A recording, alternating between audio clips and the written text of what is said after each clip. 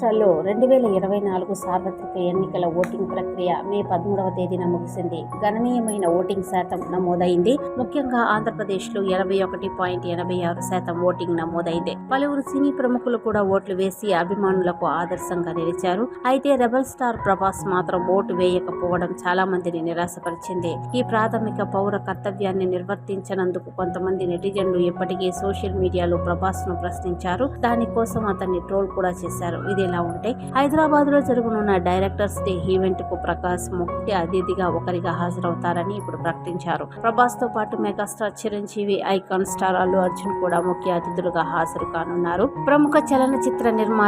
దివంగత ప్రముఖ చలనచిత్ర నిర్మాత దాసరి నారాయణరావు జయంతి సందర్భంగా మే 4న దర్శకుల దినోత్సవాన్ని జరుపుకుంటారు. ఈ ఏడాది మే 19న దర్శకుల దినోత్సవాన్ని పురస్కరించుకుని ప్రత్యేక కార్యక్రమాన్ని నిర్వహించనున్నారు. ఈ సమయంలో చాలా మంది ప్రభాస్ నిర్ణయం తప్పు అని అంటున్నారు. అతను ఓటు వేయడానికి ఇంటి నుంచి బయటికి రాలేదు, కానీ అదే వారంలో సినిమాకు సంబంధించిన కార్యక్రమానికి హాజరవుతున్నారని వాపోతూ ఉన్నారు. ఆయన ఓటు వేయనందుకు ఇప్పటికే సోషల్ మీడియాలో ట్రోల్ చేయబడుతున్నారు. కొద్దిసేపటి తర్వాత ఇంకా ఈ ఈవెంట్ కు హాజరు కావడం వల్ల నెటిజన్ల నుంచి మరింత ప్రతికూల ట్రోల్స్ వచ్చే అవకాశం ఉంది.